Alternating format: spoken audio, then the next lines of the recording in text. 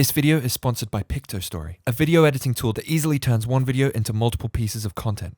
So I've been in a position where I've been watching YouTubers and I see these videos and I'm like, holy shit, the editing on this is so good. Oh my god, how am I ever gonna reach this level of YouTuberness? And the more I've progressed with my own YouTube journey, the more I've realized that fancy editing is not what makes someone a good YouTuber. So you're probably wondering, then does good editing make you a good YouTuber? Which would make sense because that's the title of this video.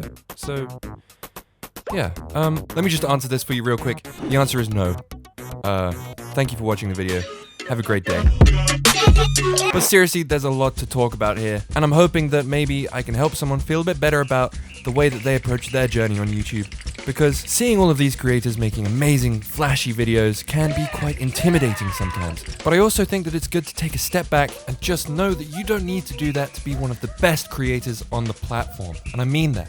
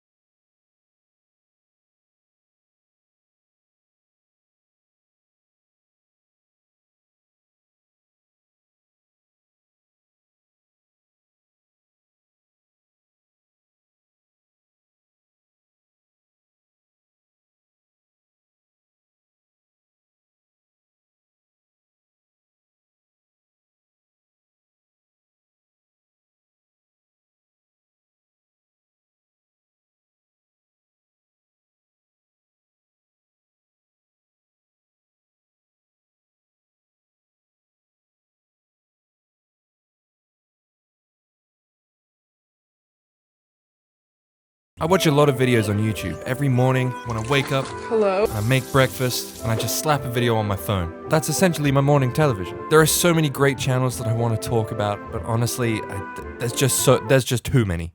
When you get down to the nitty-gritty of video making, then you could essentially break up a video into two categories. One being the core editing, and the other being the superficial editing.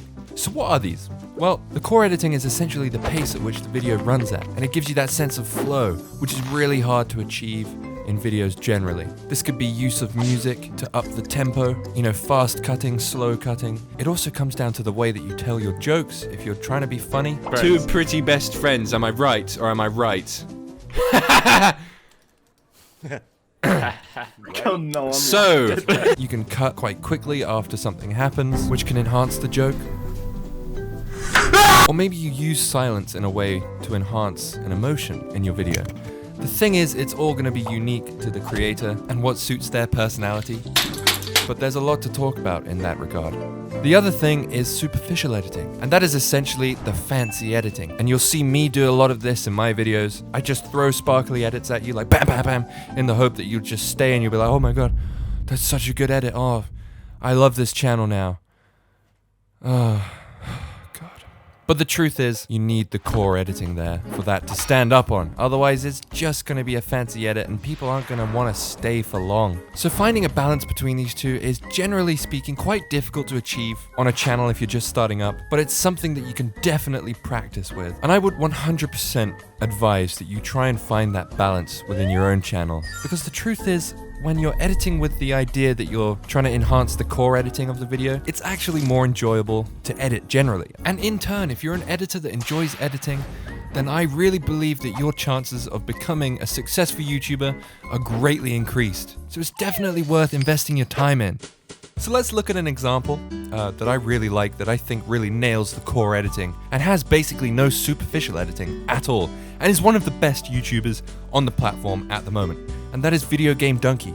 You just watch any of his videos, and basically the only edits you're gonna see are cuts, putting in JPEG images to enhance certain things that he's saying, and most importantly, his use of music to enhance the mood and atmosphere.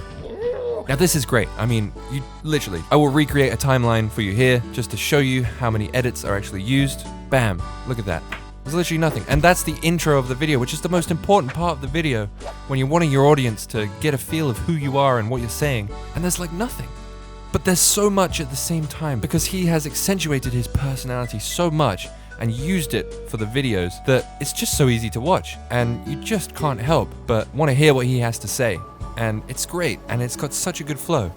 Another example of a channel I like to watch a lot is Disrupt. And this guy has got some really fancy editing. And you look in the comments and people are saying, oh my god, this is the best production quality I've ever seen in my life since this and this.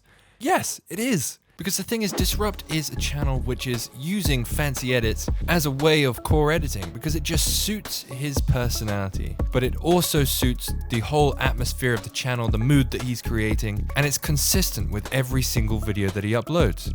So really, this is an example of a different kind of balance where editing is fancy, but yet once again, the core editing is absolutely nailed, and it's just like something out of Netflix. So I'm kind of hesitant to give life advice on a YouTube video about editing, but in my opinion, essentially, core editing comes down to just being extremely comfortable with yourself. Being comfortable with yourself in real life it takes a lot of time. And the same goes for YouTube with core editing. It takes a lot of time to find your flow and nail that. Because the thing is, we all have an instilled sense of what this flow is because we see so many videos and we know what we like. So my advice is to let yourself enjoy creating these videos and enjoy your own personality because that's what's going to separate you from everyone else. I'd like to use my most recent video before this one as an example of this. I just basically spoke into my microphone one morning. It was a completely unexpected video and I had a great time just editing that. And I got a message from someone just saying, oh, this is like 2019 Finn. And that is exactly what I've been wanting to get back to because 2019 me had that sense of just making shit that he wanted to see. And I love that. And that's what I want to get back to. So I come back to the question, does being a good editor make you a good YouTuber? No, it doesn't. But being a good editor certainly helps you on your YouTube journey. Because the thing is, if you're going to make fancy edits, people are going to be impressed. I mean, if you're really pushing the editing to the next level, then people are going to be impressed. And you're going to probably see some success from that. But just trust me when I say this. You don't want people to just be in love with your editing. You want people to really like what you're putting out and what you make. I know it's kind of shitty saying this, but affirmations online, although they can be quite dangerous and, dopamine levels, blah, blah, blah, blah, blah. The affirmation that someone likes watching you post whatever you want to post is genuinely quite heart-touching, and that's the kind of success that I want to see other creators achieve. Unless, of course, you just want to be trying out fancy editing and that's what makes you happy, then go for it, dude. Just do whatever the you want. I just don't want it to get to the point where it's unhealthy for you, is what I'm trying to get at here. So be careful of that and try and work on this balance between core editing and fancy editing and try and lean in on the core editing more. That's my advice, because you'll see that all of the big YouTubers out there basically have little to no fancy editing.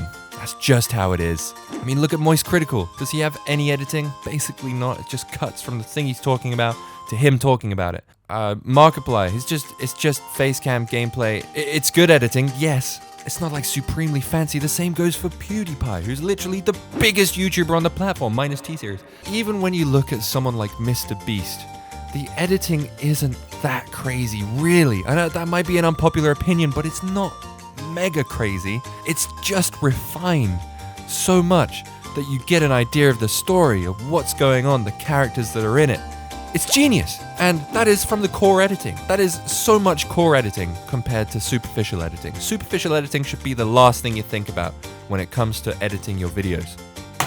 All right, I think I've talked your ear off enough. To summarize, you do not need to edit like a god to be a good YouTuber. So if you're watching anyone else and you're just thinking, oh shit, man, I don't know if I can do this, snap out of it, you silly son of a bitch.